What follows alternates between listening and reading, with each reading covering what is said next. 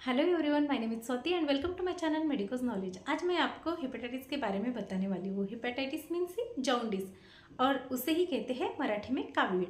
तो ये कैसे फैलता है इसके बारे में मैं आपको बताती हूँ और उसका बचाव भी कैसे करना है वो भी बताऊँगी। तो इन शॉर्ट मैं आज आपको हेपेटाइटिस के बारे में समझाने वाली हूँ।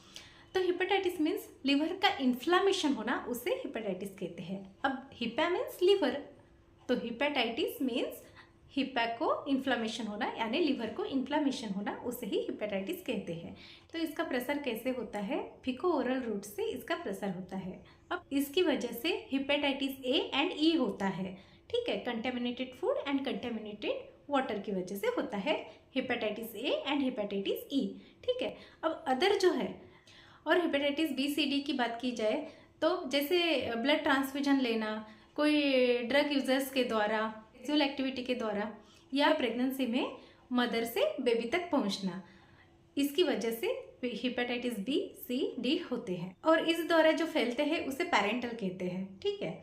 तो व्यवसाय के दौरान जो फैलता है वो हेपेटाइटिस बी होता है। सबसे खतरनाक हेपेटाइटिस सी होता है और प्रेगनेंसी में मदर द्वारा बेबी तक पहुंचना उस टाइम हेपेटाइटिस ई होता है। आमतौर पर ज़्यादा से ज़्यादा हेपेटाइटिस ए एंड ई देखने को मिलता है, ठीक है। और खतरनाक बोले तो विटामिन बी सी एंड ई होता है, ठीक है। बचाव कैसे करें हेपेटाइटिस से? तो इससे बचाव करने के लिए सबसे पहले तो हेल्दी डाइट लो, फ्रेश खाना खाओ, बासी खाना मत खाओ, हाइजीन रखो, हैंड वॉश करो और जो भी खाना है उसे ढक कर रखो, खुला मत छोड़ो। अननेसेसरी ब्लड के कांटेक्ट में आना छोड़ दो। ब्लड ट्रांसफ्यूजन लेना हो तो ब्लड की स्क्रीनिंग करो, फिर बाद में ही आप ब्लड ट्रांसफ्यूजन करो। सेक्सुअल एक्टिविटी के दौरान प्रिकॉशन लो। तो ये सारी चीज़ें आपको बचाव करनी पड़ेगी, ठीक है। अब वैक्सीन की बात की जाए तो हेपेटाइटिस बी का वैक्सीन अवेलेबल है अस्पताल में, लेकिन हेपेटाइटिस ई और सी का अभी भी अवेलेबल नहीं है।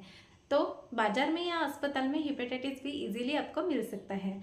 तो हेपेटाइटिस बी का जो वैक्सीन है 0.5 ml का डोज देते हैं, IM 90 डिग्री से देते हैं इंट्रामस्कुलर। और इस वैक्सीन के 3 डोज होते हैं। जो पहला डोज देते हैं उसे 0 डोज कहते हैं और सेकंड बार जो दिया जाता है सेकंड डोज तो वो 1 महीने बाद देते हैं और तीसरा जो डोज होता है वो 3 महीने बाद दिया जाता है। तो ऐसे 3 डोजेस रहते हैं हेपेटाइटिस बी के वैक्सीन के, ठीक है।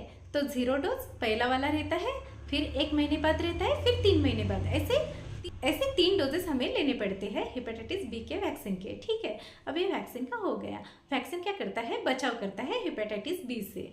अगर वैक्सीन लिया फिर भी आप संक्रमित व्यक्ति के कांटेक्ट में आ गए और तब आपको वैक्सीन के साथ साथ इम्यूनोग्लोबिन भी लेना पड़ता है। वैक्सीन तो हमारा बचाव करता है, लेकिन इम्यूनोग्लोबिन जो होता है वो एक ट्रीटमेंट होती है, ठीक है। तो आपको वैक्सीन के साथ साथ इम्यूनोग्लोबिन भी लेना पड़ेगा।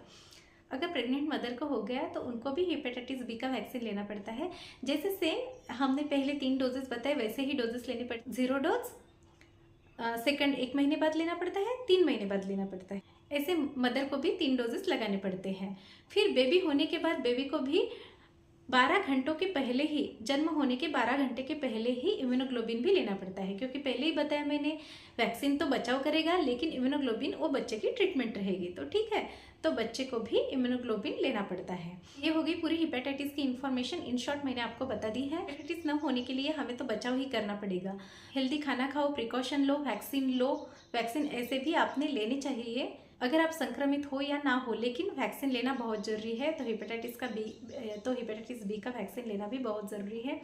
और ज़्यादा से ज़्यादा लो फैटी डाइट खाएं, क्योंकि आपको लीवर को स्ट्रांग रखना है, मजबूत रखना है। तो जितना अच्छा आप खाओगे पियोगे तो आपका लीवर मजबूत रहेगा। तो खाने पे बहुत ज़्यादा ध्यान दो, ज़्यादा से ज़्यादा हेल्दी फूड खाओ और बासी खाना मत खाओ। और दूसरी बात तो ये है, जो भी खाओगे वो फल फ्रूट्स वगैरह जो है वो धो के खाओ और खाना ढक कर रखो। तो आपको बचाव ही करना पड़ेगा। तो बचाव ही उपचार है। अब मैं तो आपको यही कहूँगी, prevention is better than cure. तो इसलिए आपको पहले प्रिवेंशन ही लेनी पड़ेगी, फिर हमारा बचाव ज़रूर होगा। तो आपको कैसी लगी इन्फॉर्मेशन? अगर आपको इन्फॉर्मेशन अच्छी लगी हो तो मेरे वीडियो को लाइक ज़रूर कीजिए और सब्सक्राइब कीजिए। धन्यवाद।